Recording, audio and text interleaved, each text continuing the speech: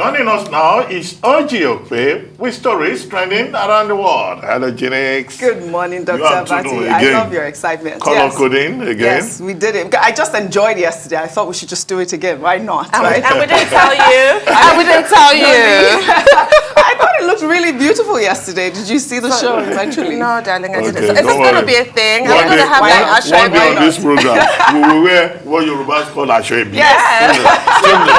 So my reaction to you and Orji.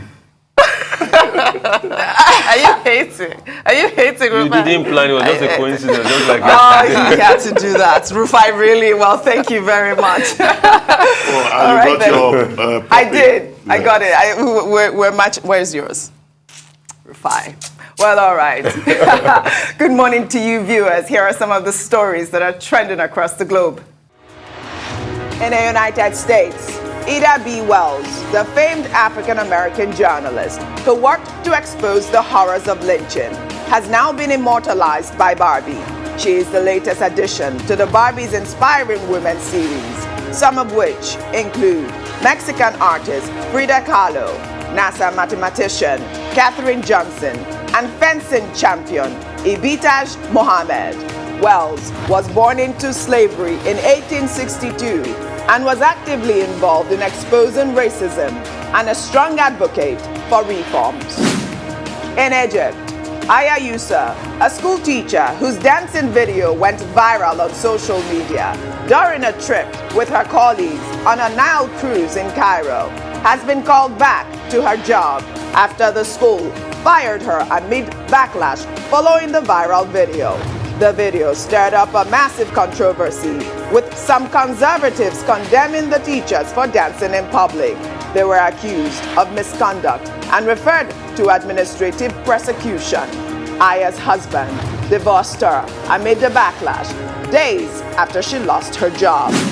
In Nigeria, tributes pour in for the country's former head of interim national government, Ernest Shonekan, who died on Tuesday, January 11th, at the age of 85. Shonekan was a British-trained lawyer and an industrialist.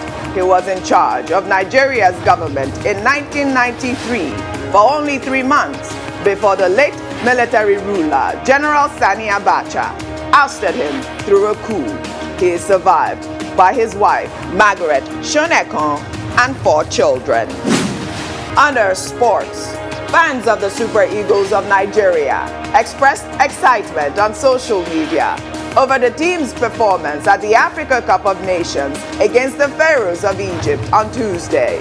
The match, which took place at the Runde Adija Stadium in Cameroon, saw the star of the match, Kelechi Iheanacho, score the only goal that put the Super Eagles in charge of Group D at the AFCON.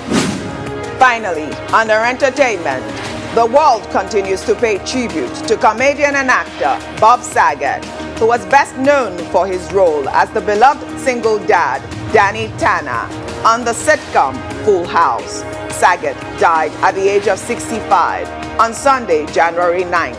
Days after his death, comedian Jimmy Kimmel paid a moving tribute during his opening monologue to his friend, who he described as a special man. When my son was in the hospital, Bob checked in a lot. So I want to send love to his daughters, to his wife Kelly, and to his friends who loved him so much. He was very kind to everyone, and he had no problem telling you that he loved you and what you meant to him.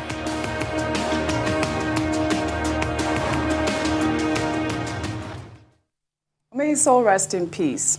Let's begin what's trending. Reactions continue to trail the declaration made by Asiwaju Bola Tinubu, a former governor of Lagos State, who has made his intention known to run for the presidency in 2023.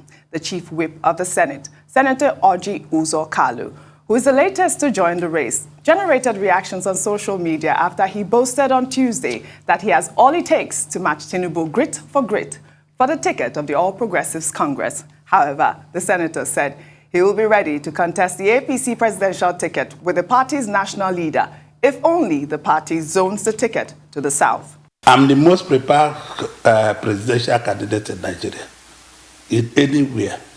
I'm capable health-wise, I'm capable as a person, I'm capable in my pocket, I'm capable to face anybody. But the party is supreme. I only wait for APC as a party. It's not taking anybody. I'm used to rough fight. It's a fight which anybody can do. You see, for me, contesting for president is not the issue. The issue is who is going to lead the country into economic miracle. Who is going to lead the country into turning around. I'm not against Tinubu. If it's on his area and the party says he should go, well, the party is supreme. Now let's take some reactions. There's no difference between Orji, Uzor, Kalu, and Tinubu. At least Orji is healthier. If Tinubu can aspire to be president, then Orji can also aspire. The target is still the same national purse. Well, another person wrote, Orji Uzor Kalu wants to run for office just a year after getting a 7.2 billion naira embezzlement case thrown out due to legal technicalities. And he's out here saying, I am deep in my pocket to go toe-to-toe with anyone in Nigeria. Well, unfortunately, he didn't get a lot of good reactions with this comment, I guess because of, some of the issues that, he was the former governor of Abia State, and Abians are not really happy with the way, he ran their state. But like my first tweet said, really, I said yesterday, we just want to see a change. I personally want to see a change. I want to see more technocrats as opposed to the usual suspects. You're not looking for the old establishment. No, I'm not But interested. it's funny, well, you drew attention to that this morning about that my pockets, that deep pockets thing. So that's what precludes a lot of technocrats, unless you're going to be like a President Buhari, who did not have deep pockets, but he had several kingmakers who supported his ambition and believed in him. We have to look at how we raise funds for campaigning. It's quite scandalous, isn't it, that the Electoral Reform Act, that bill, that it's not yet an act, the bill that President Buhari rejected recently, instead of reviewing or trying to tighten the rules around campaign finance, increased the amount of money that you can spend, and it's become clearly a game for only those who are stupendously wealthy, either by fair means or foul. So we might have to look into other ways. Okay, I'm aware that I recall even your former boss, President Goodluck Jonathan, he had a fundraiser, a lot of bigwigs came, supported him. That happens a lot in the political sphere. But your average Nigerian has yet to key into that. We still do. We sort of abdicate that responsibility for campaign finance to the bigwigs. Your average Nigerian is not going to donate as you do in other countries. In like England, for example, you don't go on the Conservative or Labour website and donate £10 or £5. Right. But we don't have that culture yet, what we should. So that is really taken off the table. Because generally, any conversation about money, I tend to find crass. But beyond that, that's the point that was made about just being fresh off a corruption charge and getting off on a technicality rather than actually been fully acquitted. It's not the best thing to say to talk about money. And what is grit for grit? I've never heard that. Toe-to-toe. All right, okay. Anyway, I don't know. Maybe, yes, inevitably we'll have to be discussing some of these candidates one after the other. But irrespective, of what any aspirant says, at the end of the day, there are basic circumstances. And the point has been made repeatedly that, okay, this person has a right to say he's interested in the office of the president, but it's a constitutional matter. Under Section 131, Chapter 6, Part 1 of the 1999 Constitution, the conditions under which a person can aspire to be president of Nigeria are properly spelled out. You have to be a member of a political party, for example. You have to be about 35 years of age. You must have at least the qualification of the minimum of a school cert. I hope someday somebody will make an issue out of that so that we can have properly educated people. It's too low. Because school cert, you end up not knowing the difference between foreign exchange or GDP. Dr. Abati. Dr. Abati. No. I mean, this is part of the conversation.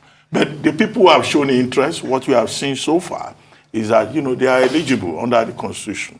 The persons who are disqualified are persons who may have acquired the citizenship of another country and have renounced citizenship of Nigeria because they owe allegiance completely to another country, or persons who are under sentence of death or conviction, or persons who have occupied the position twice, or persons who have been adjudged to be on the lunatic fringe, or they are infirm, as the law says. So many of these people, when they come, once they satisfy those conditions spelled out in the Constitution, then it's for their parties, the platform, because it must belong to a political party, to then give them the ticket. And when they get the ticket, it is now for us, the Nigerian people, to take a decision, whoever it may be, whether the person is capable in his pocket or capable in his head or capable, well, we still have a lot of twist of language, twists and turns of the English language as we move towards the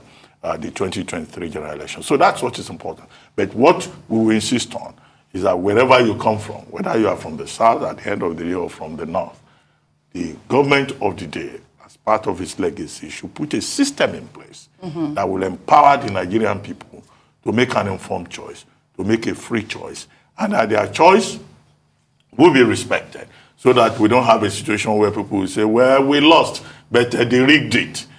A transparent process, a credible process, that I think is the best that anybody can do for Nigerians. I think someone made the point on this program that part of the thing about democracy is that democracy allows you to make mistakes. Yes. You can make mistakes. Yeah. You learn from your mistakes and you move on. And the system continues to evolve. But for some people, otherwise described by Dele Momodu as the owners of Nigeria, to assume, either individually or collectively, that they can impose a choice on Nigerians, that will be an aberration, and that will be truly anti-democratic. Yes, so to Rufai, he provided that caveat. By the way, are you capable in your pocket? I don't know what you're talking about, but I'm just going to, why not? I'm always capable. Rufai, so he provided that caveat that, the ticket has to be zoned to the southeast before he goes ahead to contest. People always provide caveats. Yeah. Like a tweet there said, there's a corruption case. Let's not forget that. I think he actually did some time in prison, and he came out afterwards before the court brought him out, while he was still a serving senator. So let's not forget that part. Dr. Bati, thank you for reading out what it takes to be president of Nigeria. I think the first place we should start from is, you said they must have been tested if they are lunatics. Can't be a lunatic, yes. Yeah. Those are conditions for disqualification. So I think they should start by doing a general lunacy test. I think it should start from there, so that we know. Rufai has been on this psychosis thing for a while. There's a lot of psychosis in Nigeria. And it's not a joking man. I think we start from there. Sorry.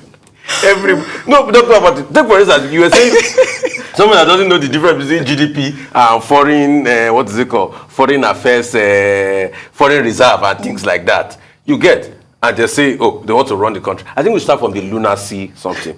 So when we now pass the lunacy hurdle, all the people that are saying that they are capable in their pockets, let's ask them their income tax returns. There are too much billionaires in this country that don't pay up to 10 million naira in taxes yearly. Here. Yes. Well, it's the same in the USO. Yes. But at least let's start by tax avoidance. Tax avoidance. Which is not a crime. Yeah. So let's start by asking. Let's start by asking Dr. Abati that what is the tax returns? It's really a very important question. Because see, they are flying private jet, they are doing all, they are billionaires, they are capable in the pocket, physically, spiritually. Thirdly, let's also ask how they got their wealth. Why we're asking this, so that maybe if they can tell us, it might be an inspiration to a lot of young people that had no shoes when they were growing up. How they got their wealth. And I think most importantly, let's also ask them what they intend to do for the country. Right. Which is more important about all of this. And Dr. Abati, you raised a very salient point. Let's ask them if only it's Nigerian passports they have. There are a lot of them that carry more than one passport. And you pointed out that it's in the Constitution. That you're born a Nigerian. Okay, that you're born in Nigeria or you carry another passport. I think if you have not renounced your citizenship, we can have dual nationality. You can have dual nationality. Yeah. So let's also investigate that, because that part too is really very important. Yeah, but public office holders shouldn't have dual nationality, actually. But they do. But there are lots of them. They do. American passport and British passport. Or whether or not you are married to a foreigner. That's also American passport and British passport is gallivanting gorgeously around in our public political space. Yeah, it shouldn't be. Because a lot of people have plan B. Right. And this plan B is even more than us. There is only plan A we have, and it's here we are. Well said, guys. We're not going anywhere. We shall take another story. On Tuesday evening. You're not taking the Andrew option. I'm checking out. I remember that. Okay, but I don't have another passport. It's only Now inside Nigeria, I go leave and die. You push me, I push out. Go. That's violation in Kalu. Yes, so that's why we're always begging us because we don't have plan B. All right, then. Can we take another story now, Yes, Dr. Abati? Yes. Well, all right. On Tuesday evening, the Salvation Ministry, a church in Delta State, collapsed during the church service, leaving members of the congregation, including children, trapped in the rubble. The building, which was being used for the first time, reportedly collapsed. At about 5:55 p.m., 18 persons were reported to have been rescued after officials of the Red Cross, the fire service, and security agency arrived at the scene.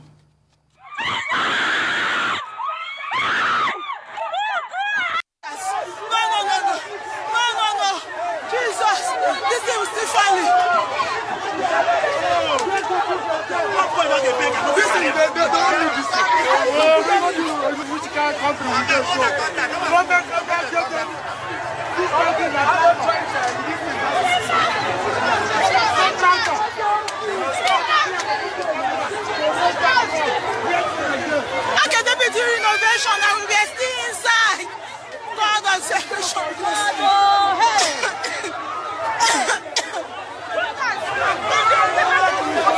There's so plenty to do on that.